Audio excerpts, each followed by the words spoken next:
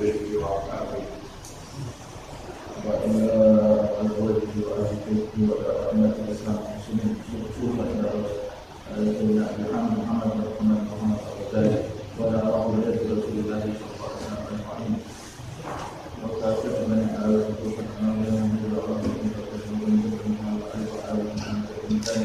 عبد الرحمن محمد سجاد معنا dan beberapa jurusan yang Al-Imam bin Abdurrahman Al-Fatih Al-Abdullah Barak Abdullah bin Al-Handad ila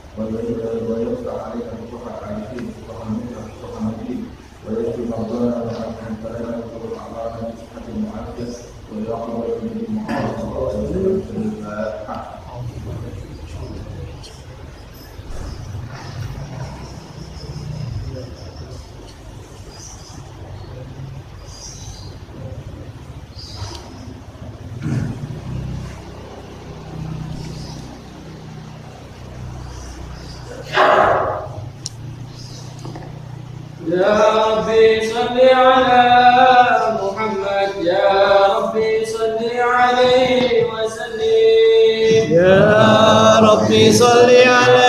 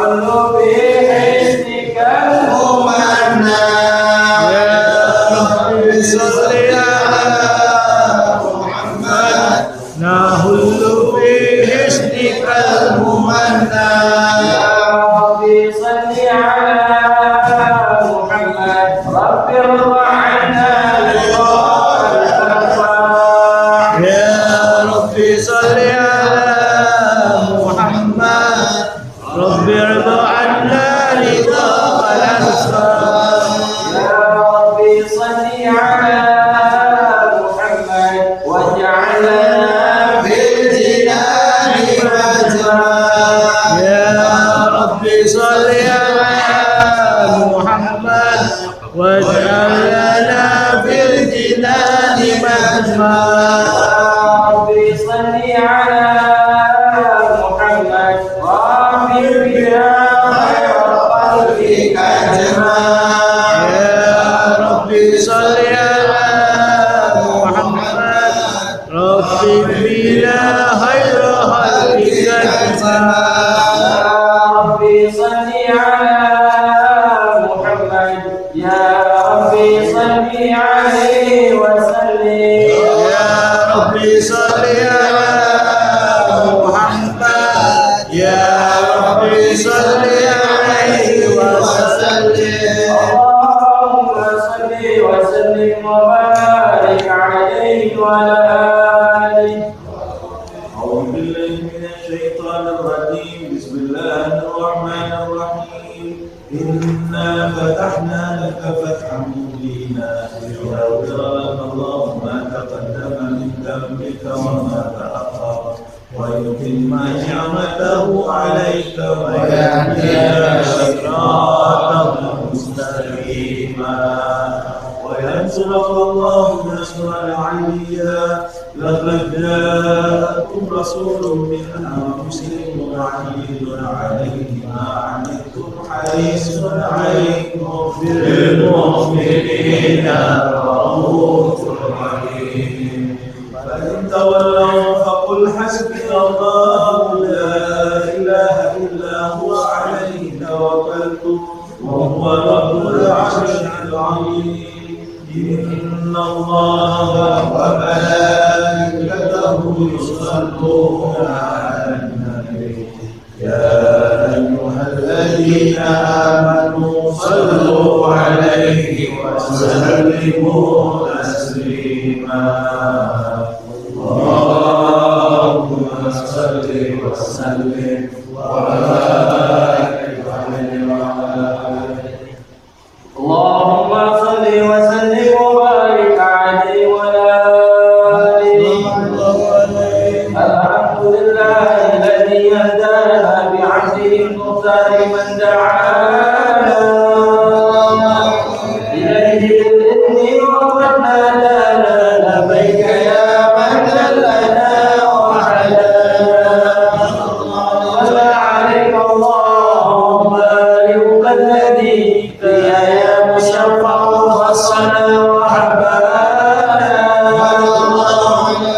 وعليك الأطهار وعلي سرك الأسماء وهو سفر النجاة الإيمان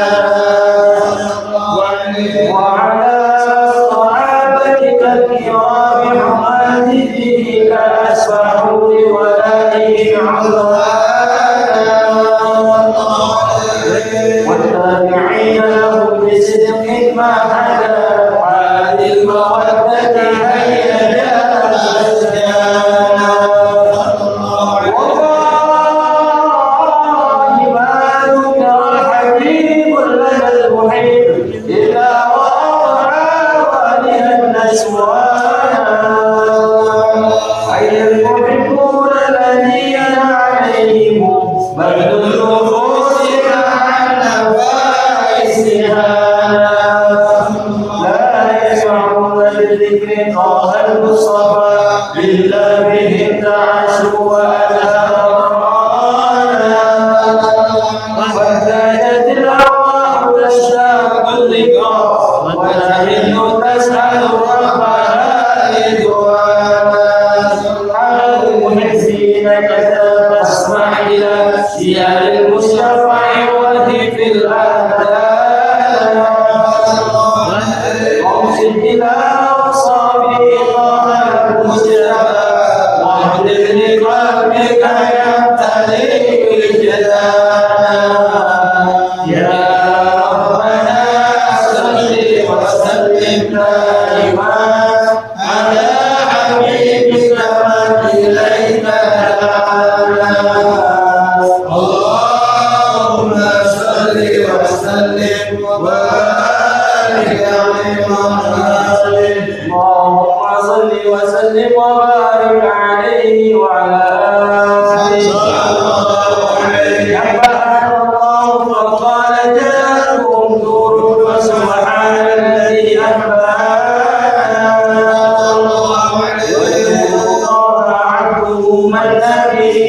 في ذكره عذب به من نادى ورحمة المولى تعمل قوله فليفرحوا واكتب به فرحانا مستمسكا بالعروة الوثقى ومعتصما بحبل الله مع أنسانا وسلم الدعاء عنه إذا أتى هدى النبي قال آدم بين التراب وبين ماء فاستفي من غفلة عنها وكن يرضانا وقل إذا أسرى ربي لم يزل يدخلني بين الخلاف مصانا لم يفترق من سبلين إلا أنا في غيرها حتى بروزها وأنا يا رب الخيال قد هرت من مكاه الإله أصانا فهرب الله حماه الله وما كان إنسان وبحبه وبذكره ونصره وتوحيد رب العرش قال أوصانا يا ربنا صل وسلم دائما على حبيبك من إليك دعانا اللهم صل وسلم وبارك عليه وآله اللهم صل وسلم وبارك عليه وعلى آله هذا وقد صليناه وعظه في الكتب بيننا هذا تبيانا هذا ليس والذين ما آتيتكم بالحكمة الإحسانا وجاءكم رسولنا يؤمننا وتنصرنا وتصبحون أعوانا وانتشروا أقوامهم بالمصطفى عامل بذلك رتبة ومكانا وهو من جاء الأخير مقدم يكسر تحت لواء يا أمة الإسلام أول شافع ومن شرعنا قد لا توانا حتى نرفع وسلطة ونجمع بقولك نجم وفرك عبانا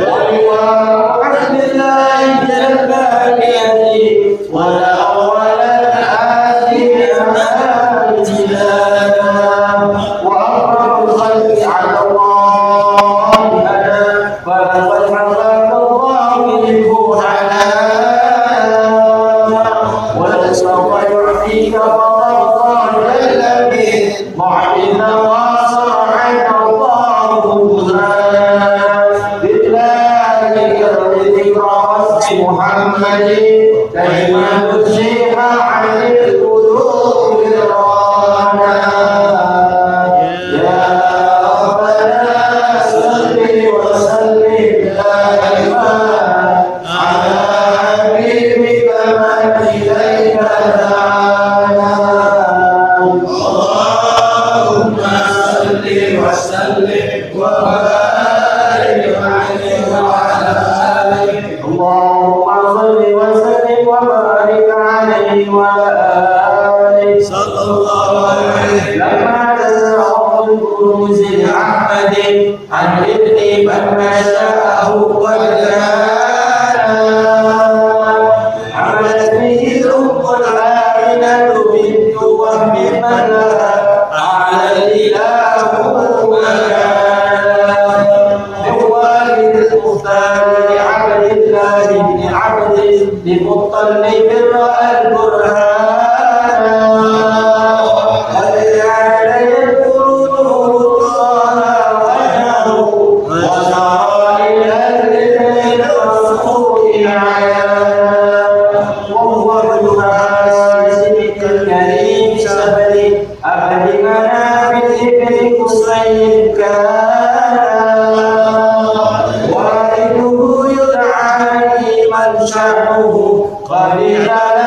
وعزز في ذلك شانا وقد وصول المصطفى حتى ترى في سلسلة وصوله عددا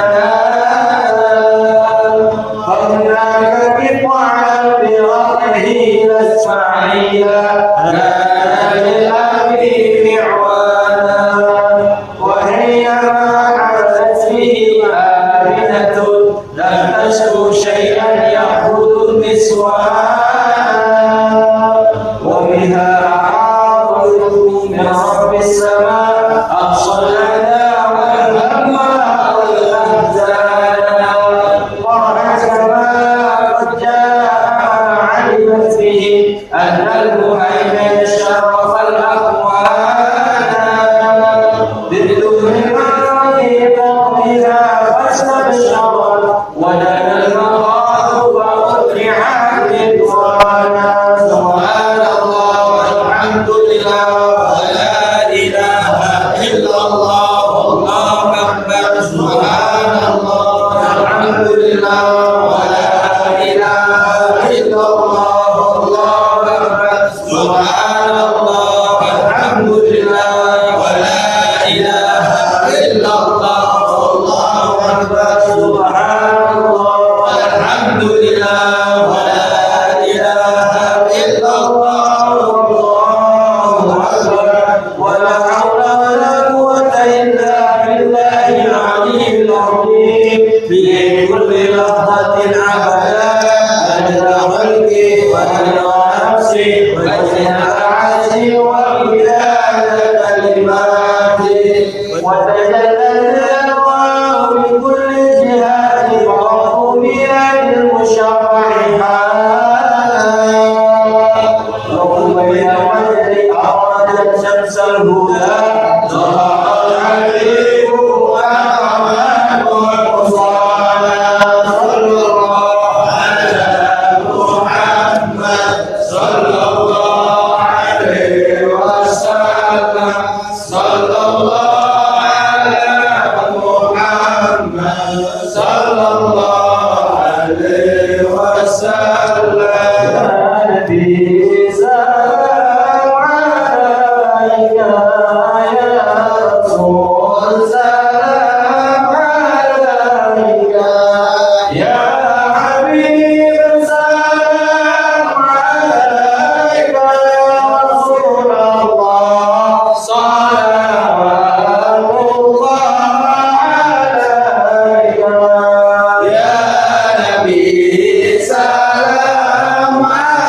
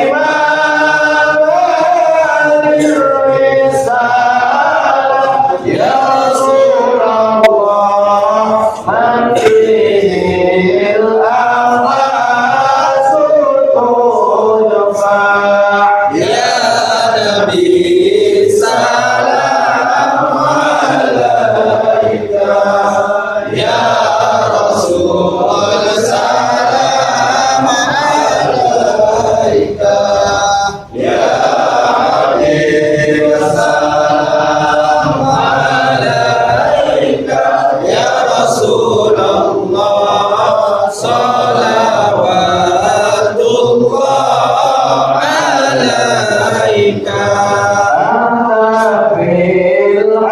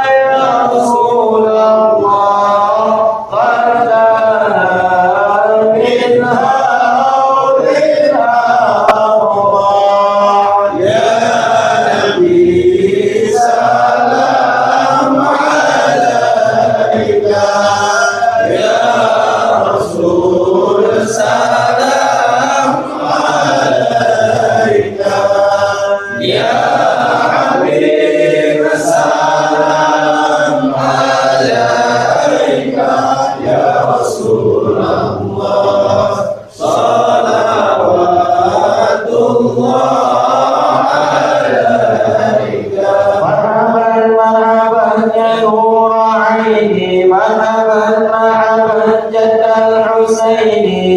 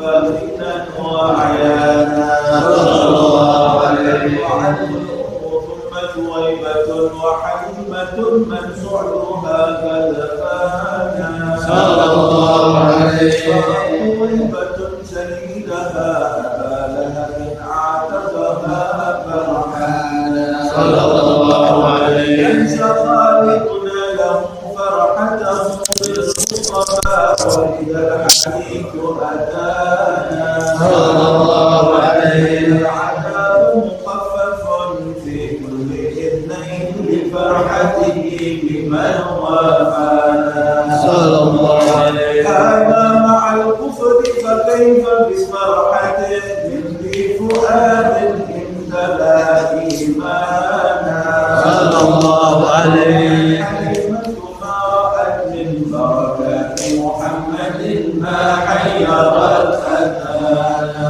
صلى الله عليه وقد كان ابنها يبيت يبكي مصغبا جيعانا صلى الله عليه إنه ليلة أن جاء الحبيب بات مغفورا رضا شمعانا صلى الله عليه كرمت النابة ألبانا وقد سكنت دويبتها فكان شانا صلى الله عليه رفقتها وسلمت أشجار أحجار على مولانا صلى الله عليه من أنطق أشجارا وأحجارا وحي المصطفى سبحانه يا ربنا صل وسلم دائما على حبيبك من إليك دعانا اللهم صل وسلم وبارك عليه وعلى آله اللهم صل وسلم وبارك عليه وعلى آله هذا وقد نشأ الحبيب بسيرة قوية وما أتى عصيانا عين الله من أدبه أحسن تهيب النبي إحسانا فنشا صدوقا قصد الناعمة وقلوة وأمانة المعوانا لا همة وشجاعة وتوقر ومكارم لا تحتسي حسبانا دعي الأمين وهو في أهل السماء نعم الأمين له المهيمن صانا ذهبت به الأمة تزور أباه في طيبة لاسمها الإمام كان والمصطفى في بطنها وقد أتى عليه 6 من سنين الآن وقد أتى القوم حين رجوعها فحماه عبد المطلب حنان سنتين وافاه الإمام فضمه عن مطمر الأرض عليه جنان ضربته بنت خويلد بالخمس والعشرين هازت بالمشفع شان قد حقق المولى أملها نالت سلاما عاليا ومكانا وحل مشكلة لوضع الحجر الأسود في الكعبة حيث أمانا من عن شعة الأرض ووقاد الحجاب سبحان من علمه وعمانا يا ربنا صل وسلم دائما على حبيبك من إليك دعانا اللهم صل وسلم وبارك عليه وعلى آله صل وسلم وبارك عليه وعلى آله. وأتاه جبريل بوحي الله في غار حراء يعبد الرحمن وقامه ثلاثة ثم أرسله اقرأ وربك علم الإنسان ودعا ثلاثا في حفا فأتوا أن تستح بما تخبر به إعلانا فهو الأداء وهو الصبور لربه وهو الشكور وكان لا يتوانى ماتت خليفة وأبو طالب في الخمسين فاشتد الآلام فنونا وأتى تكيفا داعيا فرمه بالأحجار بل أرعوا به استبيانا ملك الجبال أتى فقال أدركها فقال لا بل أرتدي العربان أصرني المولى وصل خلقه الرسل وشاهد برزخا وجنانا عرج الهديم إلى السماوات العلا والعرش والكرسي رأى مولانا والجد بالهجرة جاء ليثرب فبه انتهى المال الكريم وسانا فأقام عشرا داعيا ومجاهدا وصحبه كانوا له أعوانا بل لا يرفعون إذا أتى أصواتهم بل لا يحلون البصر إيمانا قدرا وتعظيما لشأن محمد إذ قدموا في فضله قرآنا ولقد رأوه بخلقه عجبا ومن قد شاهدوا ما حير الأذهان كرما وعقلا والسخاء وتوالعا والجد حتى محبة وحنانا والماء من بين الأصابع نابعا والجيش أضحى شاربا ريانا والله قد عظمت منازل أحمد رفع المحيمن للنبي مكانا ولقد غزا 27 أصحاب رجالا قد مشوا أكرم به وبصحبه وبتابعه يا رب ألحقنا بهم إحسانا يا ربنا صل وسلم دائما على حبيبك من إليك دعانا اللهم صل وسلم وبارك عليه وعلى آله.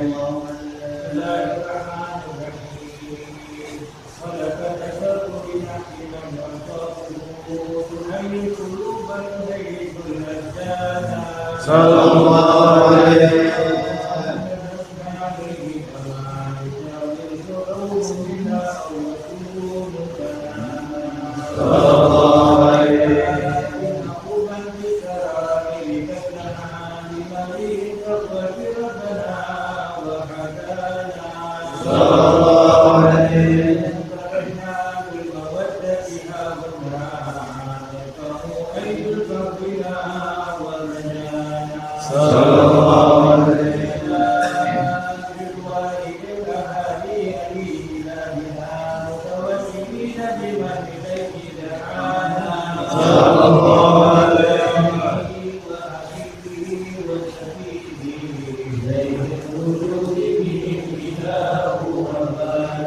Ya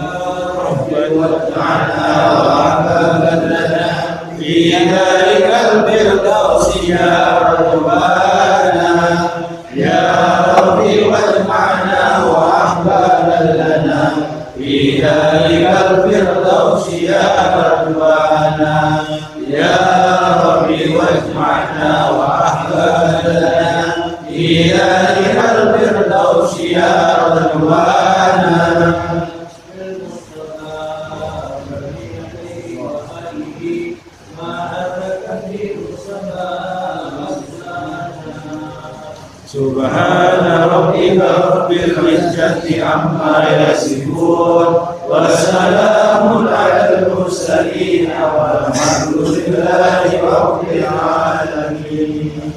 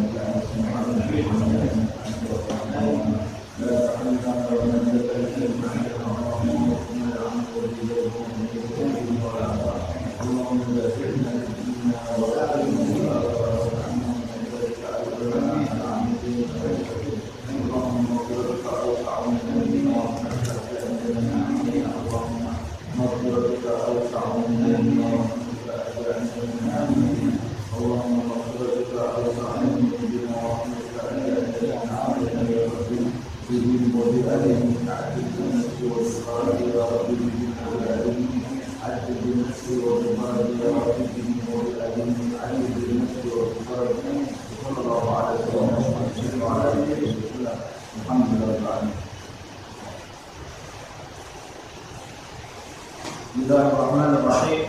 Kita lanjutkan kitab Minhajul Abidin karya Nabi Muhammad bin Muhammad al-Ghazali. Alhamdulillah rabbil alamin. Allahumma shalli wa sallim ala sayyidina Muhammad wa ala ali sayyidina Muhammad wa inna ta'allum wa ta'lim wa tadabbur wa tadbir wa naf'a wa intifa' wa ifadah wa istifadah wal hadd ala tamassuk bi kitabillah wa sunnati rasulih wa du'a ila al-huda wa dalala ala al-khair ibtigha'a wajhillah wa mardatihi wa dhurrihi wa thawabi subhanahu wa ta'ala. Kita lanjutkan pada pertemuan lalu kita membahas masalah hal-hal yang bisa merusak hati seseorang dan menghalangi dia dari sifat takwa sehingga menjadikan orang tersebut tidak mampu menundukkan nafsunya, karena tidak ada yang bisa menundukkan nafsu kecuali menyandang sifat takwa, dan sifat takwa itu hanya bisa wujud pada diri seseorang ketika dia melewati 4 penyakit yang bisa merusak hati. Yang pertama kita sudah membahasnya, yaitu angan-angan panjang atau angan-angan kosong, menunda-nunda kebaikan, taswif, besok masih ada hari besok, masih ada hari besok. Nah, ini kata Imam Ghazali menimbulkan berbagai macam penyakit di dalam hati, angan-angan panjang ini, berbagai macam kerusakan. Nah, kemudian yang kedua yang bisa merusak hati adalah al-hasadu.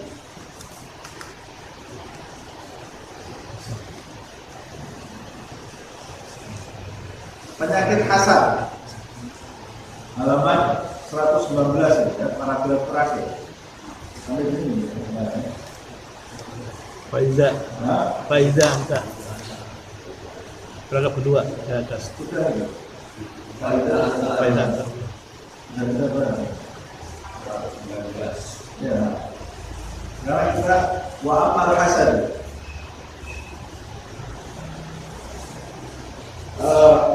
Hasad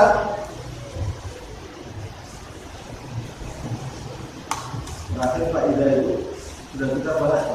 Faedah anta ayuhal rajulu tadakkarta hadhil azkar wa wada'ta ala dhalika bil i'adati wal israr ghafara amaluka bi idznillah fa inna idza taradaka tubadiru ila ta'at.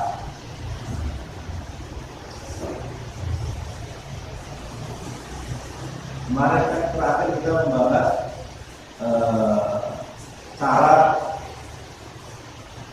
di antara cara untuk menghapus angan-angan panjang ini, kita membayangkan atau selalu menyadari bahwa sebenarnya setiap manusia itu tidak memiliki di dalam hidupnya kecuali satu waktu atau satu nafas, bahkan satu nafas, kata guru Imam Ghazali. Nafas itu ada 3 nafas di dalam hidup manusia. Nafas yang telah lewat, kita tidak bisa berbuat apa-apa lagi.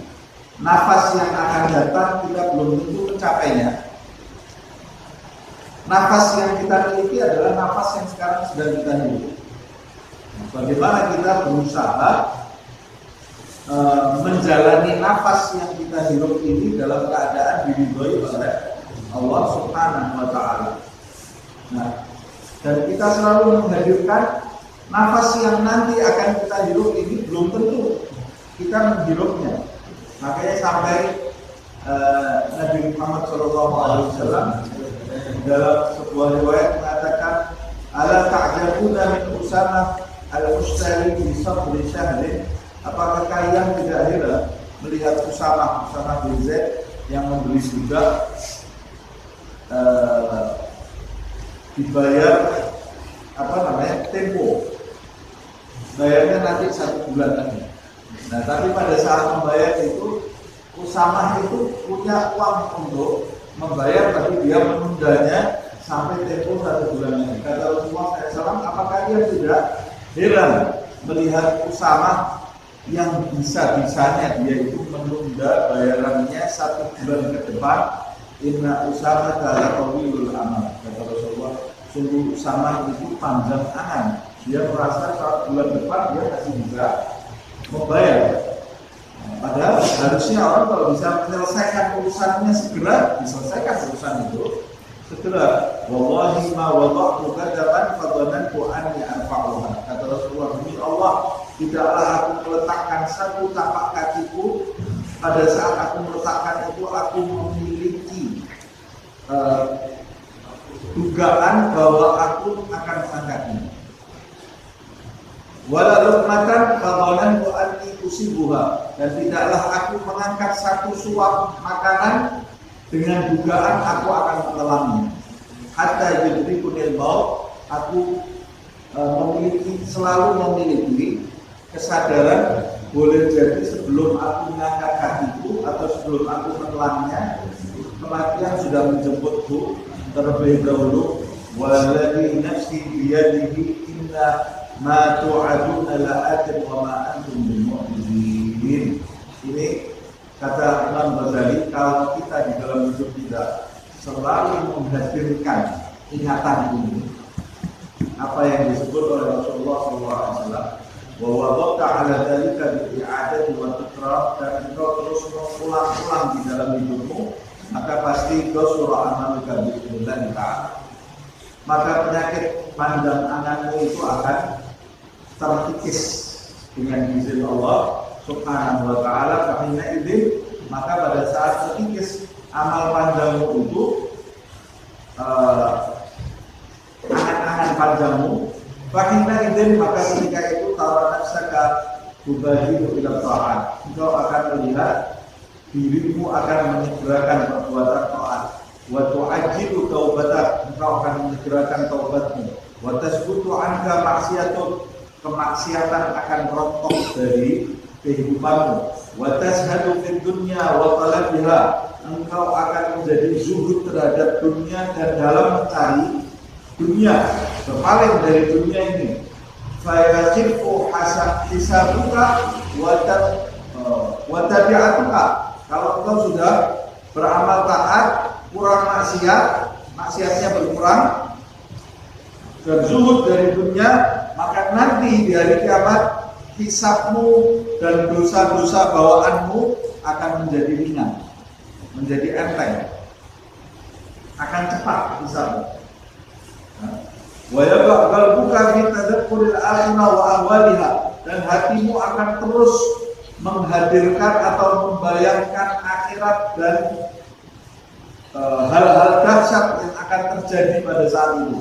Wa ma huwa illa min nafasin ila nafasin, dan itu akan hadir di dalam dirimu dari nafas ke nafas.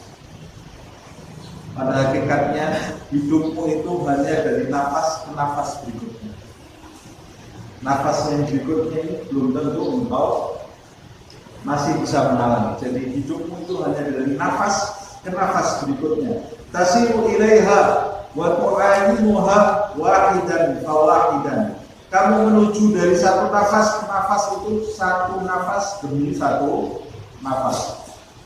Dan nafas-nafas berikutnya itu bukan milikmu. Di nafas berikutnya ada kemungkinan kematian itu lebih dulu menjemputmu. Pada juru'an hal qiswa. Maka ketika engkau menghadirkan semua itu, sekarat di hatimu akan hilang. Wa tadlu lakar riqqah wa safwah.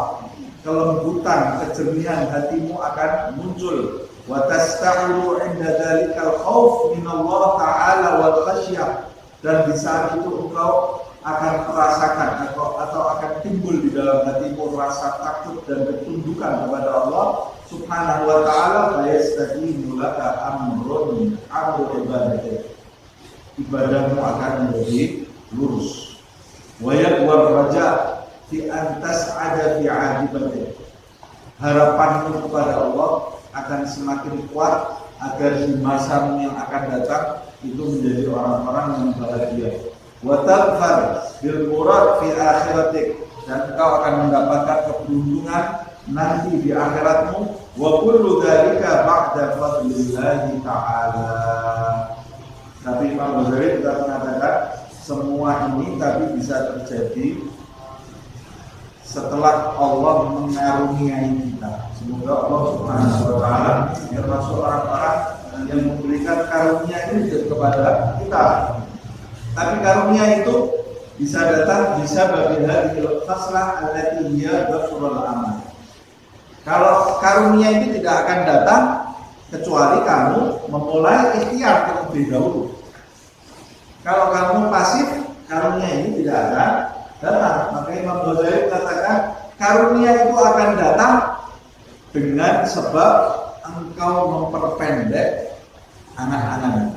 Bagaimana caranya memperpendek? Dengan membayangkan bahwa yang kau miliki itu hanya satu nafas saja, atau satu waktu saja, atau hanya satu hari saja.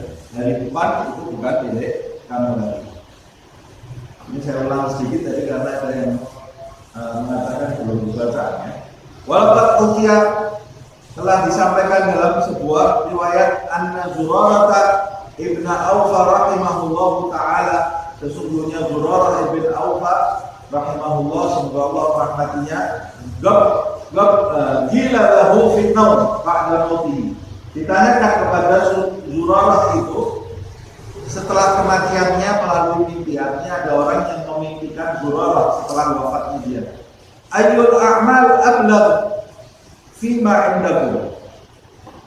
Apakah amal yang paling besar di sisimu, yang paling bermanfaat buat kamu di akhirat ini setelah kematiannya?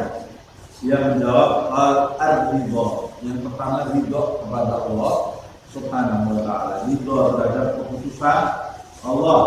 Yang kedua wa ghasrul amali, dan memperpendek amal, memperpendek angan-angan, tidak menunda-nunda.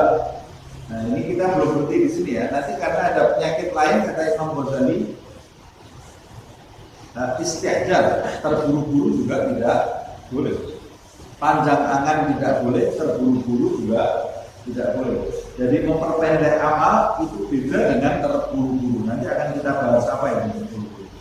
Fanzur li nafsika ayyuhal maka lihatlah dirimu wahai saudaraku.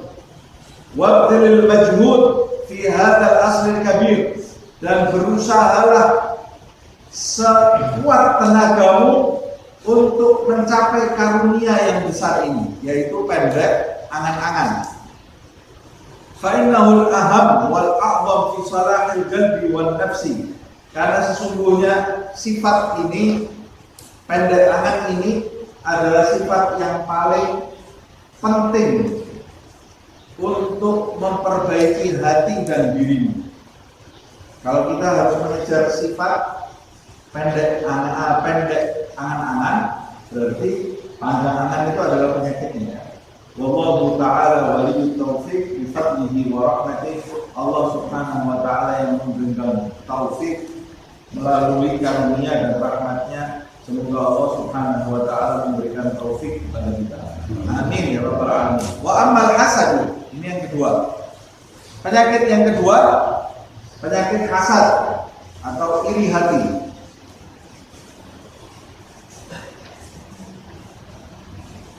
Ini kita membaca kitab ini bukan untuk sekedar kepuasan intelektual belaka, tapi kitab ini dibuat oleh Imam Ghazali untuk memudahkan bagi orang menjadi hamba Allah Subhanahu wa ta'ala, menyembah Allah dengan benar.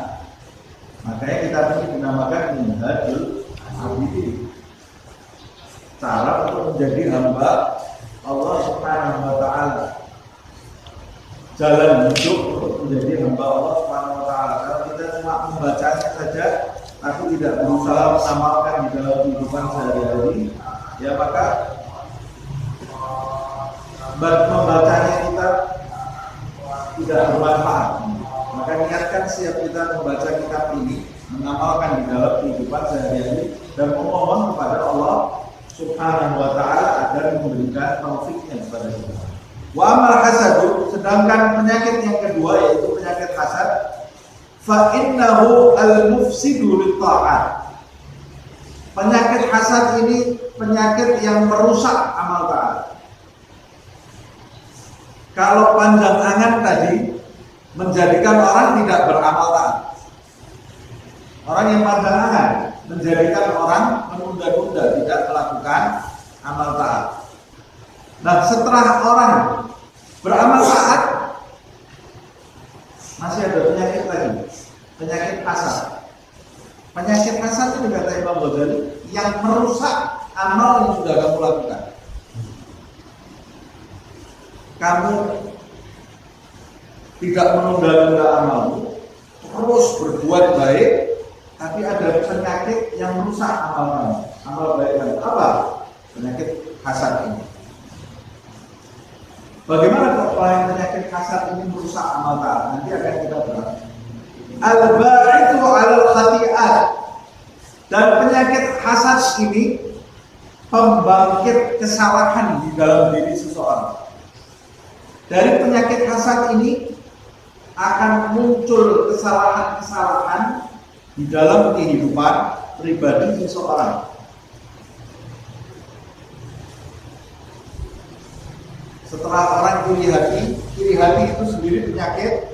Kemudian iri hati itu akan menjadikan penyakit-penyakit baru di dalam kehidupan seseorang. Nanti akan dijelaskan oleh Imam Ghazali. Wa innahu da'u al-udal. Dan penyakit hasad ini adalah penyakit kronis, kata Imam Ghazali. Penyakit kronis itu penyakit yang sulit disembuhkan, atau penyakit kronis itu bahkan bisa disebutkan penyakit yang tidak bisa disembuhkan. Dari susahnya penyakit ini disebut penyakit udal, kata Imam Ghazali. Orang yang kena penyakit ini susah sembuhnya. La ilaha illallah.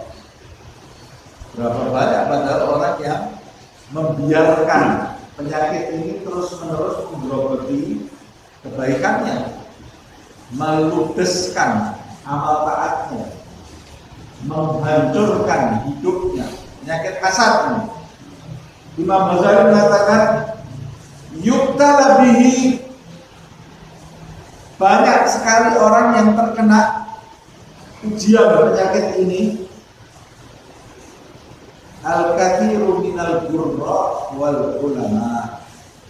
Yang paling banyak kena penyakit hasad ini adalah al-gurra. Gurra sama ulama itu kurang lebih. Para ulama justru yang paling banyak kena penyakit ini. Para ustaz, para ulama. Gurra itu ahli Quran. Ahli Quran paling sering kena penyakit hasad ini. Majelisnya sana kalau lebih banyak dari majelis ini, atau ceramahnya dia lebih disenangi sama orang daripada ceramahku, atau dia lebih disambut oleh orang daripada aku, atau hal-hal lainnya, hal-hal lain. Nas'alullah al-afiyah. Tapi kata Imam Ghazali, kalau penyakit ini bisa menjangkiti ulama yang tahu agama, fadlan 'anil 'ammati wal juhal, lebih-lebih lagi orang awam dan orang bodoh. Kadang-kadang dia tidak menyadari bahwa dirinya itu ada penyakit hasad. Kalau ulama dia terjangkit penyakit hasad ini, dia sadar, oh iya saya punya penyakit ini. Tapi ada yang tahu dirinya punya penyakit ini, tidak segera mengobati dirinya dari penyakit ini. Ada yang menangis atas penyakit yang dia derita, ini penyakit hasad, tapi belum kunjung sembuh karena orang yang terkena hasad ini terkena penyakit kronis, memang susah sembuh. Nah, yang jadi problem ini orang awam dan orang bodoh. Hidupnya dipenuhi rasa hasad, iri hati, tapi dia berasa dirinya ini orang suci. Berasa dirinya wali bin auliya, padahal hidupnya ini dipenuhi sifat hasad yang merusak segala amal taat yang dia lakukan, padahal amal taat yang dia lakukan itu tidak banyak. Sudah amal taatnya sedikit, dirusak oleh sifat hasad. Hatta ahlakahum wa awradahumun nar, hingga penyakit ini menghancurkan mereka dan mengantarkan mereka menuju kepada api neraka Allah Subhanahu wa ta'ala. Ama tasma' qaula Rasulullah sallallahu alaihi wasallam, apakah kalian tidak pernah dengar sabda Rasulullah sallallahu alaihi wasallam? Nabi bersabda, sittatun yadkhuluna an-nara bisittatin. Sittatun yadkhuluna an-nara bisittatin. Ada 6 yang masuk ke neraka dengan 6. Maksudnya ada 6 orang, 6 golongan yang masuk ke dalam neraka melalui 6 perbuatan. Yang pertama disebut oleh Allah, oleh Rasulullah SAW, al-Arab, bangsa Arab. Bangsa Arab, al-Arab masuk neraka. Karena apa? bil asabiyah, karena fanatik golongan. Ya, bahayanya orang yang fanatik golongan. Ya. Kenapa kok disebut Arab? Ya, karena Rasulullah SAW tinggalnya pada waktu sabda ini di Arab. Nah, yang fanatik golongan cuma orang Arab saja, enggak juga. Banyak orang yang terjadi penyakit fanatik golongan ini. Nah, Rasulullah bilang Arab. Ya, Nabi kan waktu bersabda ini depannya tidak ada orang Eropa, tidak ada orang Indonesia, tidak ada orang Arab. Nah, orang Arab, Nabi menyebutkan orang Arab. Ada ulama yang mengatakan memang orang Arab itu fanatik terhadap golongan, terhadap kabilahnya, sehingga mereka ini bisa bunuh-bunuhan yang satu dengan yang lain karena golongan, bisa saling membunuh, menjaga nama baik golongan. Nah, begitu pula orang selain Arab yang memiliki sifat seperti itu. Jadi pada intinya bukan Arab atau ajamnya, pada intinya Nabi itu menjelaskan orang yang memiliki asabiyah. Apa asabiyah? Fanatik terhadap kelompoknya, ini penghuni neraka. Asabiyah itu menyebabkan orang masuk ke dalam neraka. Sebab karena fanatik kelompok ini, orang bisa berbuat hal-hal yang tidak baik.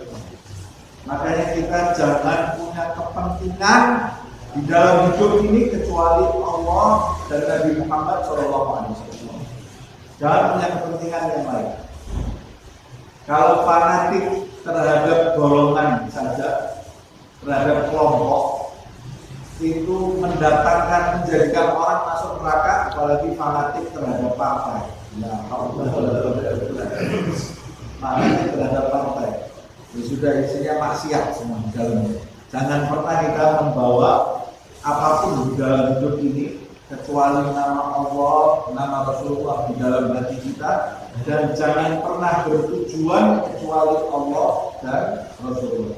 Jangan pernah menjadi tentaranya siapapun kecuali tentara Allah dan Nabi Muhammad Sallallahu Alaihi Wasallam. Jangan berbicara atas nama siapapun kecuali nama Allah, nama Rasulullah Sallallahu Alaihi Wasallam yang menjadi pijakan kita. Dan jangan pernah bertujuan kecuali untuk Allah dan untuk Rasulnya Muhammad Sallallahu Alaihi Wasallam. Faman kana hijratuhu lidunya, faman kana hijratuhu ila Allah wa rasulih, fa hijratuhu ila Allah wa rasulih. Siapa yang berhijrah karena Allah dan Rasulnya, maka dia akan mendapatkan balasan dari Allah dan Rasul. Yang kedua, wal umara. Kelompok yang kedua, para pemimpin bangsa, para pemimpin daerah, itu akan masuk dalam neraka. Disebabkan apa? Bil jauh, karena kelaliman. Berarti yang masuk neraka itu bukan pemimpinnya. Jadi tidak semua pemimpin, sama seperti yang tadi. Al-Arab, dan terus di kepala kita, orang Arab ini pemimpin neraka. Enggak, orang Arab yang asobiyah. Jadi yang paling perlu kita garis bawahi adalah asobiyah ini. Nah, begitu juga al-umara, pemimpin. Jangan terus supaya semua pemimpin di neraka. Enggak. Tapi kata Rasulullah, al-jauh, kelaliman itu yang biasa dilakukan oleh pemimpin. Kenapa kalau yang dibuat tokoh pemimpin? Karena yang biasa lalai itu pemimpin. Yang tidak pemimpin itu mau lalai dari apa? Tapi kalau ada orang yang bukan pemimpin lalai, apakah dia masuk neraka? Dia juga masuk neraka dia. Karena dia melakukan keburukannya pemimpin. Sama seperti itu. Kalau orang ajam, dia melakukan asobiyah di dalam hidupnya, masuk neraka, sama seperti itu. Intinya adalah penyakitnya ini. Kemudian wadahagin, apa dahagin ini?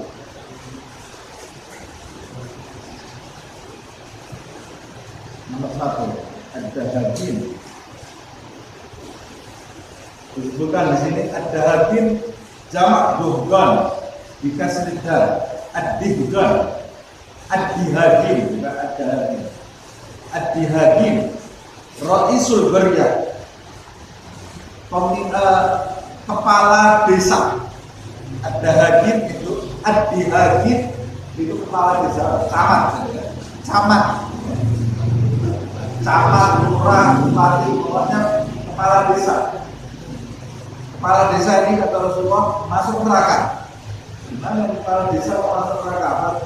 Kepala desa, kepala desa, enggak, bukan semua kepala desa. Tapi kepala desa itu masuk neraka kata Rasulullah karena sifat al-kibr, sombong.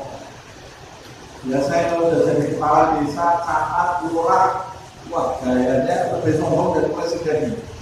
Nah, merasa sudah yang megang dunia seisinya. Biasanya kalau sudah kepala desa, sifat yang paling sering mengenai kepala desa itu sombong.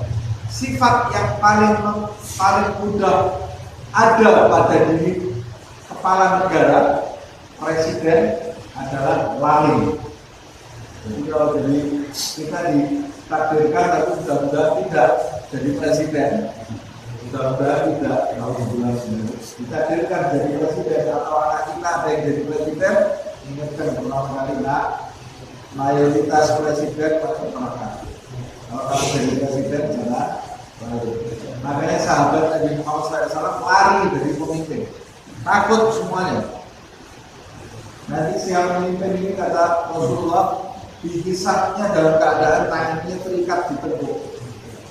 Kalau dia lalim ditendang masuk neraka dalam keadaan tangannya terikat di temboknya. Ini yang bisa membuka ikatan tangannya di tembok itu hanya keadilannya.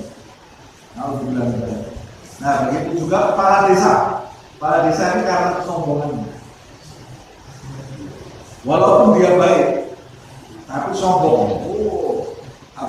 Berasa dirinya paling hebat karena sifat sombong ini maka tidak diminta darah minat ibli la yashurra hatta jannah.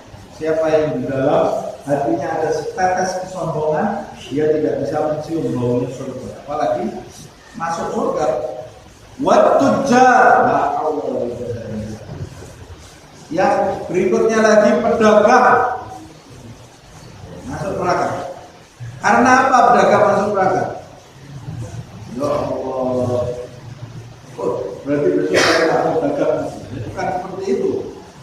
Kalau kamu melakukan, kamu termasuk dalam kelompok 6 ini, jangan sampai kamu melakukan salah satu perbuatan yang disebut Rasul ini. Pedagang atau masuk neraka. Dengan perbuatan apa? Bil khianat. Kalau dia khianat dalam berdagang, dia masuk neraka. Khianat itu berarti menipu, tidak sesuai dengan apa yang dia janjikan.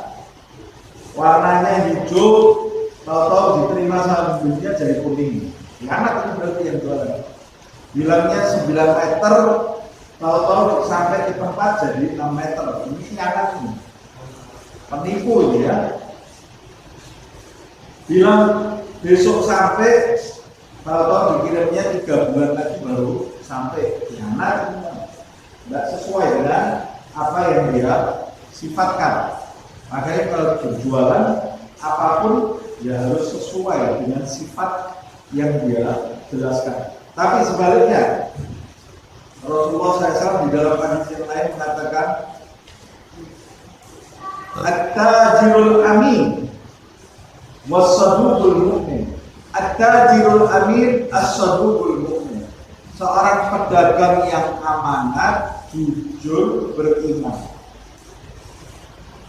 Pedagang amanat, jujur, beriman. Ma'asyuhada dan mu'min. Nanti dia dibangkitkan bersama orang-orang yang mati syahid di jalan Allah Subhanahu wa ta'ala. Nah, jadi masalahnya adalah perilakunya, bukan jabatannya. Ya. Kemudian wa ahlur rasatid. Apa ahlur rasatid? Ahlur rasatid ashabul buruk. Dan orang desa, orang yang tinggal di pedalaman, ini masuk neraka kata Rasulullah. Karena apa? Bil jahli, karena kebodohan. Bodoh tapi tidak mau belajar, malas belajar.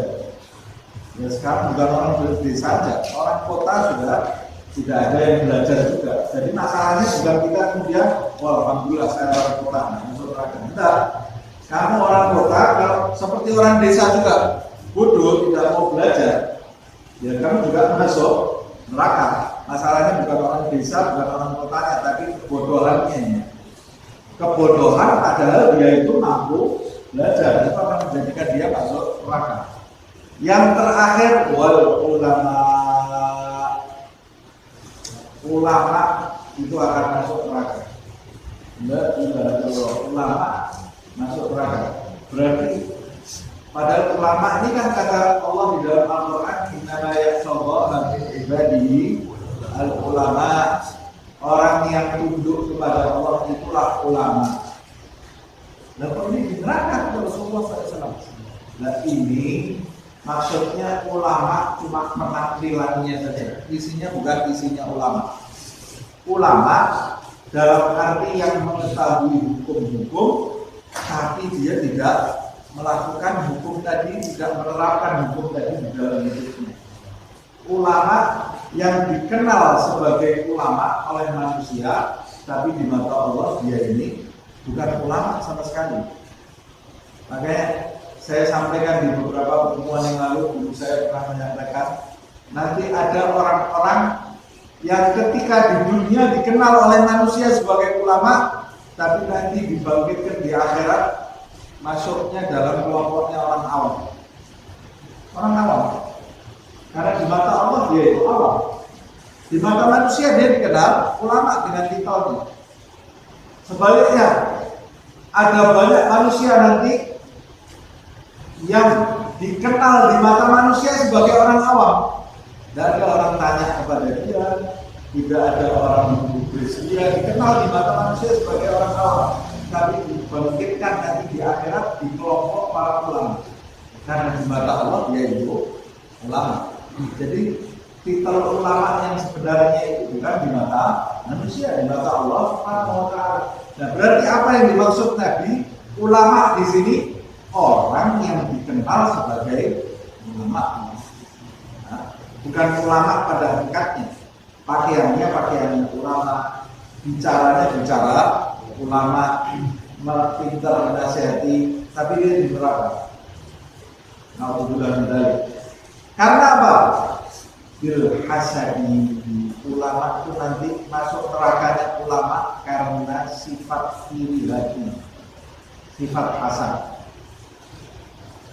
Wa inna baliyatan balagha syukmuha an awradatil ulama anna la hadidun ayyuhdara minha. Perhatikan ini kata Imam Ghazali hadis Nabi ini. Bencana yang kejahatannya bisa mengantarkan orang-orang sekaliber ulama ini menuju neraka, itu adalah bencana yang paling pantas kita takuti, yaitu hasad ini. Coba perhatikan kata Imam Ghazali hadis ini, penyakit hasad ini kamu harus takut betul, karena orang-orang yang sudah sekali berulama saja bisa sampai ke neraka karena penyakit ini, apalagi kita. Ini bahaya sekali penyakit ini. Harus kita ayyuhdar fi. Kata Imam Ghazali ayyuhdar minha. Kamu harus betul-betul memastikan diri kamu jauh dari penyakit ini, karena yang setingkat ulama saja bisa masuk ke dalam neraka. Apalagi kita, kata Imam Ghazali. Wa'lam, ketahuilah, annal hasada, sesungguhnya penyakit hasad ini yuhayyiju khamsata asya. Sesungguhnya penyakit hasad ini akan menggerakkan 5 hal. Maksudnya menggoncangkan 5 hal di dalam hidupmu. Maksudnya akan menimbulkan 5 dampak buruk di dalam hidup. Penyakit hasad. Ahaduha, yang pertama, ifsadut ta'ah, akan merusak amal taatmu, seperti tadi yang dijelaskan.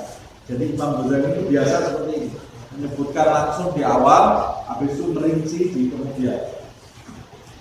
Merusak amal taat. Kalau panjang tangan menjadikan kita tidak beramal taat.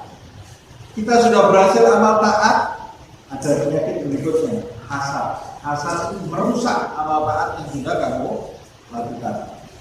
Bagaimana hasad bisa merusak amal taat? Kalau Rasulullah Sallallahu Alaihi Wasallam, Rasulullah Sallallahu Alaihi Wasallam bersabda, al-hasadu ya'kulul hasanati kama ta'kulun narul hatabah. Sesungguhnya penyakit hasad itu memakan kebaikan-kebaikan seseorang seperti api melahap kayu. Bayangkan api ini akan melahap kayu dengan cepat sekali. Kalau ada bangunan dari kayu, dia kebakaran. Biasanya sedikit yang bisa diselamatkan kalau bangunan itu dari kayu. Nah, kebaikan kita ini, kebaikan yang kita lakukan ini ibaratnya kayu, tumpukan kayu. Kita sudah mengumpulkan kayu banyak, kemudian terakhir kita sendiri yang menyalakan api. Selama penyakit hasad itu kita piara, habis terus kebaikan tadi, habis dilalap, kita nanti pulang merasa punya kebaikan banyak, padahal sudah habis dimakan oleh penyakit hasad kita. Nah, Ustaz dari tadi bicara hasad itu apa sebetulnya? Itu belum dijelaskan ya. Hasad itu kalau dalam bahasa Indonesia iri hati. Iri hati itu batasannya seperti apa sih penjelasannya? Iri hati atau hasad atau dengki, biasanya disebut dengki atau iri hati. Itu adalah perbuatan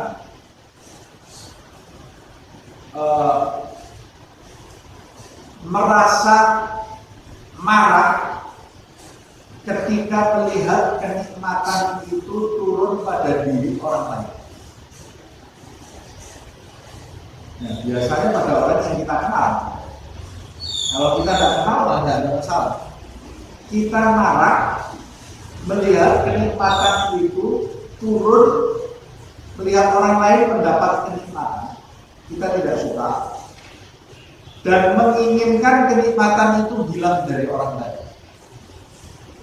Kalau di dalam hati kita merasa marah terhadap melihat orang lain dapat kenikmatan, apapun bentuk kenikmatannya, bisa harta, bisa benda duniawi, bisa pangkat di mata manusia, atau bisa kecerdasan, atau paras yang cantik, paras yang ganteng, kita marah, atau rumah yang bagus, dan hal-hal lainnya.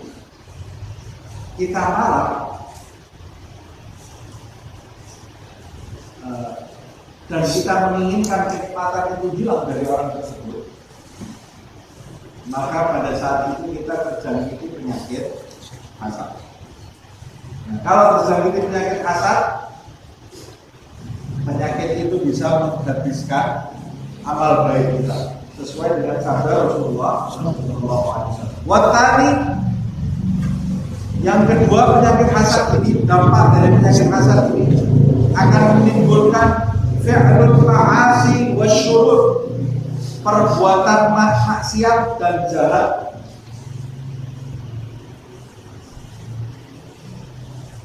Kok bisa perbuatan maksiat dan jahat? Mulai dari hasad tadi, orang kalau sudah marah melihat orang lain, padahal orang yang dia marah itu tidak sadar apa sebenarnya.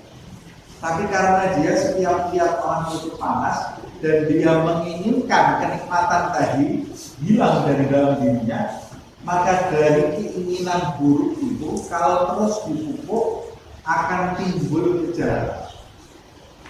Bagaimana caranya kenikmatan ini hilang dari dalam diri seseorang? Kalau sudah sampai timbul kejahatan, wah itu lebih parah lagi hasadnya. Ada orang yang timbul hasad, tapi dia bisa menekan tidak sampai menimbulkan kejahatan pada orang lain. Tapi ada yang dia umbar penyakit hasad itu dibiarkan terus sampai akhirnya dia berbuat jahat. Berbuat jahatnya itu Minimal kalau orang itu dapat keburukan dia senang. Jangan orang yang seperti ini jahat. Yang orang lain tertimpa musibah dia bahagia. Ini orang yang sangat jahat sekali. Atau dia yang berbuat jahat kepada orang lain, baik lewat depan atau lewat cara belakang. Lewat cara depan itu secara langsung berbuat jahat sampai membunuh, seperti Qabil dan Habil. Itu kan dari hasad. Kenapa kok saya tidak dapat wanita cantik seperti Habil? Sampai akhirnya membunuh. Terjadi pembunuhan iblis terhadap Nabi Adam. Hasad. Hasad itu sampai timbul maksiat yang lain. Apa maksiat? Sombong. Sampai timbul kejadian yang buruk. Iblis ini mengakibatkan Nabi Adam itu tergelincir. Dia yang mengakibatkan. Karena menginginkan Nabi Adam itu rusak.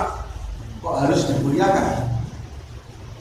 Itu pula yang terjadi antara orang-orang Yahudi dengan Nabi Muhammad SAW. Hasad. Kenapa kok yang dipilih Nabi bukan dari kelompok mereka? Sampai akhirnya punya rencana membunuh Nabi Muhammad SAW dan tertolak dari kebaikan, seperti yang nanti akan disampaikan oleh Imam Ghazali. Di antara dampak hasad itu makruh, diharamkan dari kebaikan. Alamagala Wahab ibn Munabbih, seperti yang disebutkan oleh Wahab ibn Munabbih bahwa hasad ini akan menimbulkan maksiat dan kejahatan. Rahimahullah, semoga Allah merahmati beliau. Dia mengatakan lil hasidi talatu alamatin. Orang yang hasad itu ada 3 ciri-ciri. Kalau 3 ciri ini ada di dalam diri kita, ya berarti kita ini orang yang hasad. Hasad. Yang pertama, yatamallaku idza syahida.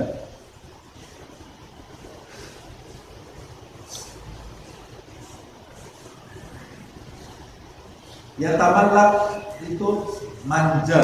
Maksudnya manja di sini yatamallak, jadi dia itu khair, baik ketika menyaksikan, ketika orang ada di hadapannya, dia ini baiknya luar biasa. Oh ya, Masya Allah. Tapi ketika orang ada di hadapannya, wayartab idza dhab. Tapi ketika orang itu tidak ada di hadapannya, dia benci itu. Nah, ini banyak ada yang kita ini. Banyak. Nah, mungkin ada pada diri kita sendiri. Kalau di depan orangnya, luar biasa. Wah, saya tidak pernah lihat orang sohib gitu kan. Begitu sampai belakang, dia benci. Yang tadi dia senyum-senyum ini. Kalau kamu pernah seperti itu, berarti itu ciri-ciri dalam diri kamu ada penyakit hasad. Karena itu ciri-cirinya orang hasad. Kalau di depan senyum, di belakang awas, marah sama orang, dia benci.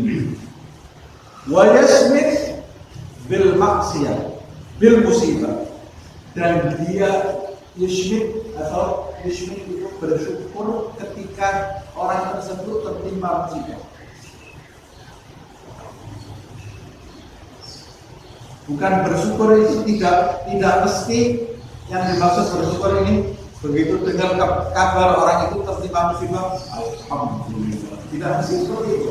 Tapi di dalam hatinya ada terlintas kesenangan, kebahagiaan, walaupun tidak kuat. Ini biasanya terjadi pada ulama yang banyak tidak ya. Lihat ada orang lain terkenal, kalau lihat orang itu tertimpa musibah, terkena fitnah, terkena ujian, di hati kecilnya rasain, ya.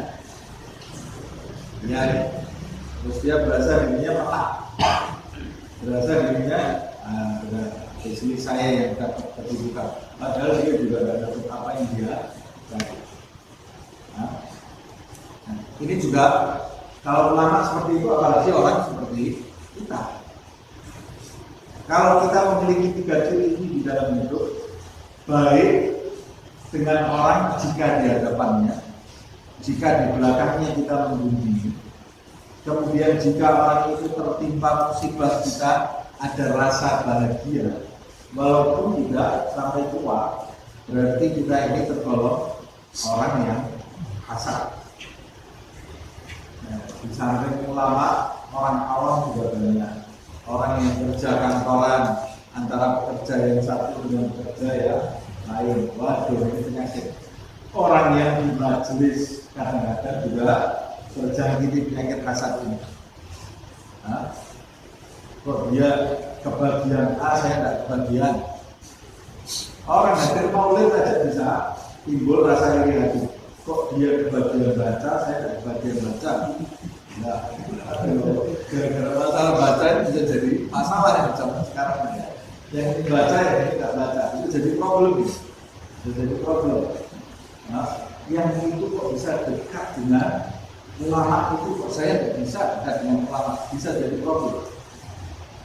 Bisa jadi asal. Terus kemudian itu sakit. Nah, rasa ini sakit sih. Semoga Allah menghilangkan sifat seperti ini dari orang yang kita.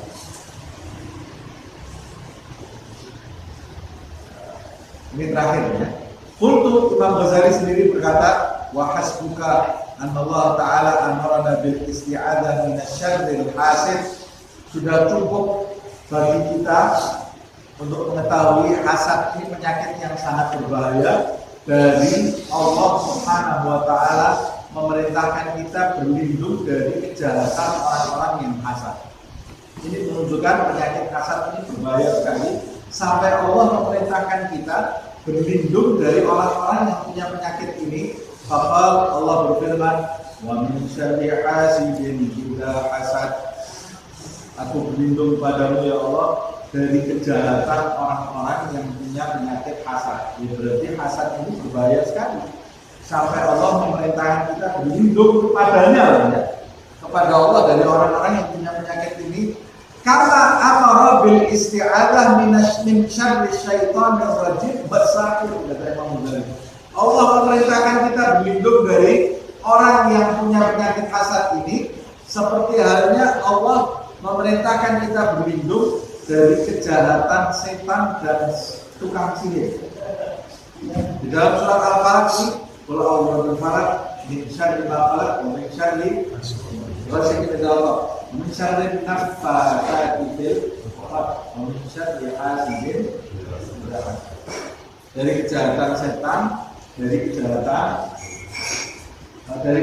setan di surat An-Nas juga. Kalau Allah berfirman, mari kita sedangkan min syarri waswas itu batas. Kita disuruh minta perlindungan dari kejahatan setan, dari kejahatan tukang sihir, dari kejahatan orang yang hasad disebut oleh Allah. Berarti menunjukkan penyakit hasad ini berbahaya sekali.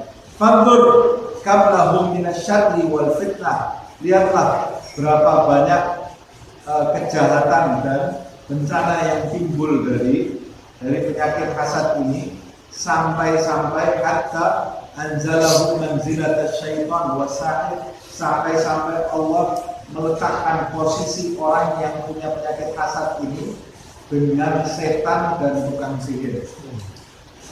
Hatta anna la musta'ana alaih wa la musta'ad illa billahi rabbil alamin, hingga sampai tidak ada tempat untuk berlindung atau memohon pertolongan dari orang yang punya penyakit hasad ini kecuali melalui Allah Subhanahu wa ta'ala.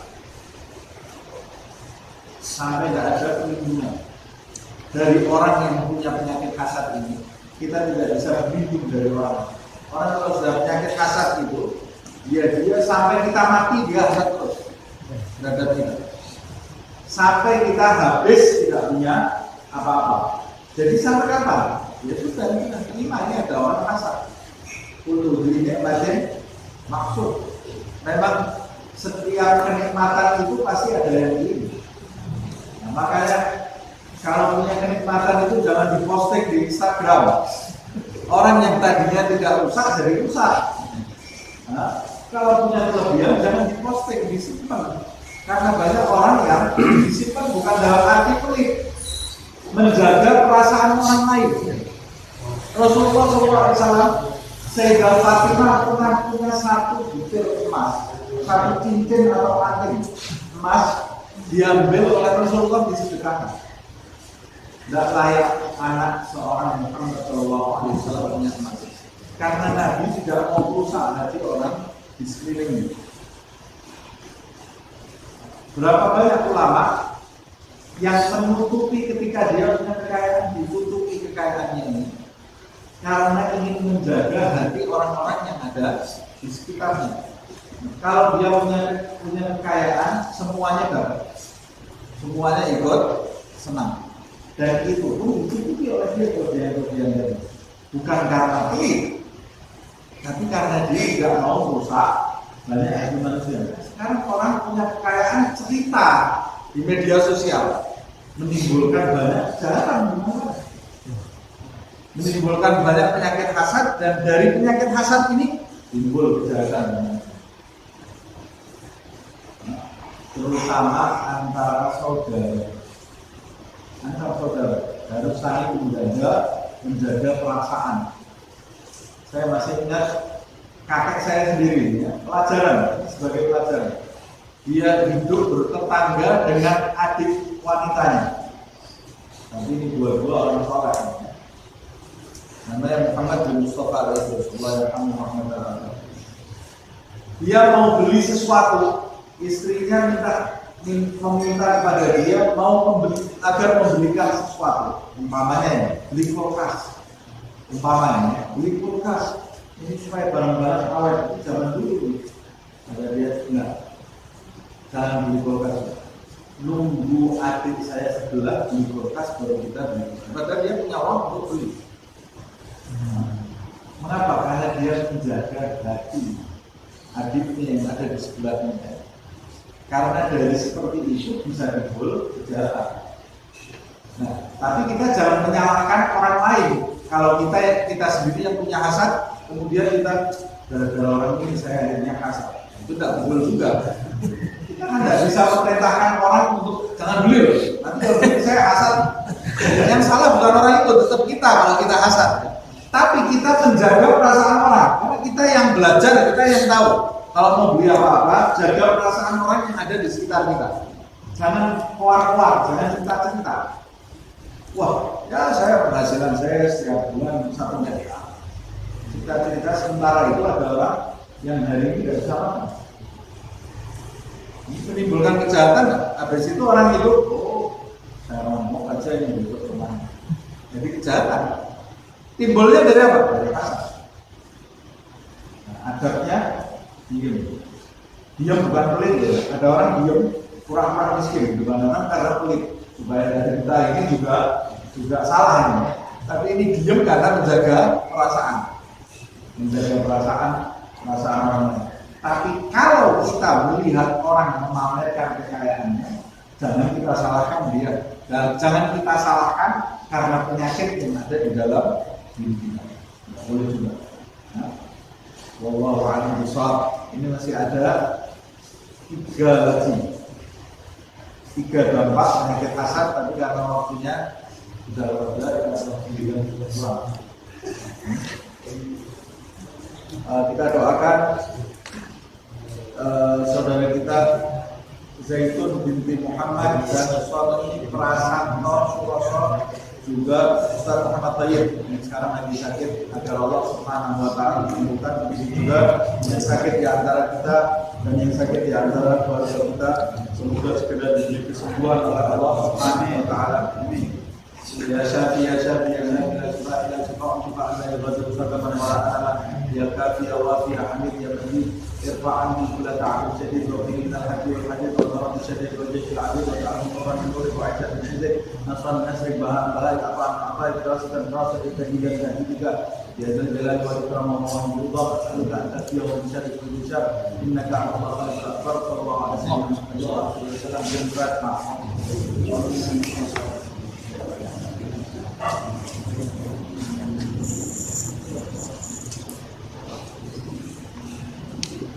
يا ربنا اعترفنا بأننا اعترفنا وأننا أسرفنا على لظى أشرفنا فتب علينا توبة تغسل لكل حوبة واستر لنا عوراتي وآمن روعاتي واغفر لوالدينا ربي ومولودينا والأهل والإخوان وسائر البلاد وكل ذي محبة أو ديرة أو صحبة والمسلمين أجمعين آمين ربي اسمع فضلا وجودا منا لا بابتسام منا بالمصطفى رسولي نعطى كل سوري بالمصطفى رسولي نعطى كل سوري بالمصطفى